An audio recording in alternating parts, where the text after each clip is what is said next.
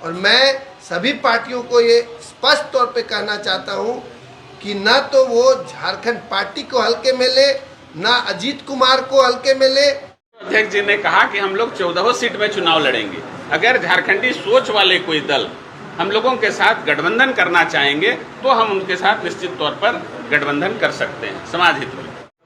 हम लोग का निर्णय हुआ कि 14 सीट पर हम लोग चुनाव लड़ेंगे, कि ऐसा नहीं कि हम लोग 4 सीट से 5 सीट से। अभी हम लोगों का निर्णय है कि 14 सीट से चुनाव लड़ेंगे।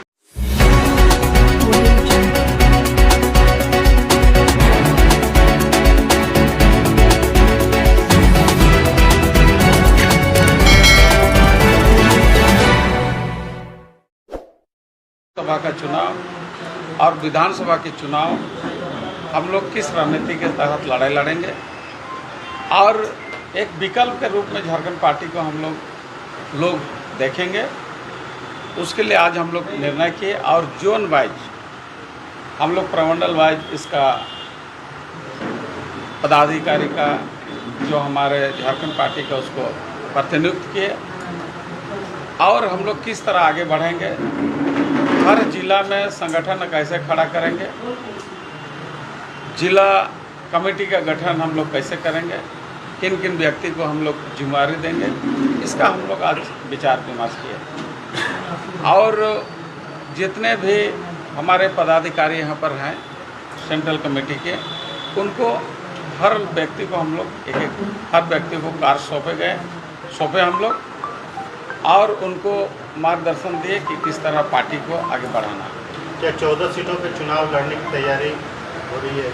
देखिए, संगठन है, राजनीतिक दल है, तो हम लोग निश्चित रूप से हम लोग खड़ा करने का निर्णय लिए हैं और हम लोग किस तरह खड़ा करेंगे, कहाँ से करेंगे, इसका हम लोग निर्णय लिए। कोई आइडेंटिफाई तो हुआ सीट कितने सीटों पर हम लोग चुनाव लड़ेंगे लोकसभा का? हम लोग का निर्णय हुआ कि 14 सीट पर हम लोग चुनाव लड़ेंगे, कि ऐसा नहीं कि हम लोग 4 सीट से 5 सीट से। अभी हम लोगों का निर्णय है कि 14 सीट से चुनाव लड़ेंगे। बाद में देखा जाएगा, अगर किसी पार्टी के द्वारा हम लोग का अगर तालमेल होता है, बात होता है, तो हम लोग उस पर विचार करेंगे। बीजेपी से बात होती है, हम लोग बीजेपी से तालमेल हम लोग नहीं करेंगे, है कि नहीं। हम लोग एक मानसिकता के लोगों के साथ हम लोग विचार करेंगे, समान विचारधारा दलों के साथ। हाँ, नहीं, भाजपा और कांग्रेस जैसे राष्ट्रीय दलों से हम लोग की समान दूरी है। हम लोग झारखंडी सोच वाले समान विचारधारा वाले दलों के साथ ही चुनावी गठबंधन कर सकते हैं।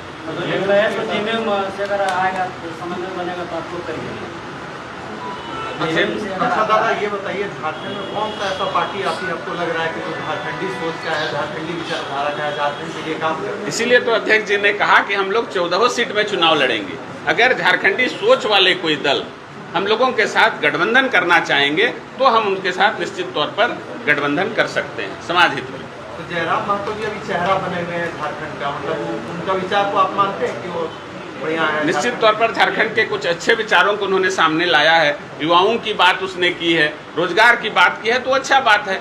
लेकिन जयराम महतो अभी तत्काल वाले हैं, उनसे अभी कितनी दूरी जाएंगी, कैसे चलेंगे, उस पर अभी हम लोग विचार नहीं कर रहे हैं। आपकी पार्टी कभी बिहार में विपक्ष का दायित्व निभाती, नेता प्रतिपक्ष आपके थे, लेकिन वो दौर खत्म हो गया। अब तो 1 साल से कम है लोकसभा का चुनाव, कह रहे कि हम तैयारी में हैं 14 का 14। आपको तो वोट कटरा का उपाधि दे दिया जाएगा। देखिए, हमारे राज्य में जो स्थितियां अभी हैं, जो यूनिफाइड बिहार के समय में स्थिति थी उससे भी बदतर है और समूचे झारखंड के सभी जिलों में लोग वर्तमान सरकार के क्रियाकलापों से और भ्रष्टाचार से त्रस्त है और विकल्प की तलाश कर रहे हैं। जैसा कि माननीय अध्यक्ष जी ने कहा कि ये चिंता का विषय है और संसाधनों का जो खेल इस राज्य में चल रहा है, तो संपूर्ण परिस्थितियों को देखते हुए वर्तमान में जो पार्टी की ओर से निर्णय लिया गया है वो ये है कि हम लोग वहाँ तक जाएंगे जहाँ लोगों की हमारी दरकार है, हमारी ज़रूरत है। जहाँ तक किसी भी पार्टी के साथ गठबंधन का सवाल है, यहाँ पे झारखंड की जनता ने एनडीए को भी देखा है और यूपीए की सरकार जो वर्तमान में चल रही है उसके द्वारा जो क्रिएट की गई बदतर परिस्थितियां हैं, उसी की वजह से जयराम जैसे नेता जो छात्रों के नेता बन चुके हैं, अब जैसा वो क्लेम करते हैं, वर्तमान सरकार की नीतियों के वजह से ऐसा कुछ हुआ है।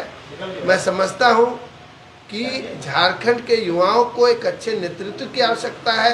हमारी पार्टी झारखंड के युवाओं को भी एक अच्छा नेतृत्व देगी और ऐसा वादा करती है कि एक स्ट्रॉन्ग नियोजन नीति जो झारखंड के हित को साधने वाली हो, झारखंड के लोगों के हित की साधने वाली हो, वैसी नीति लेकर के हमारी पार्टी आएगी।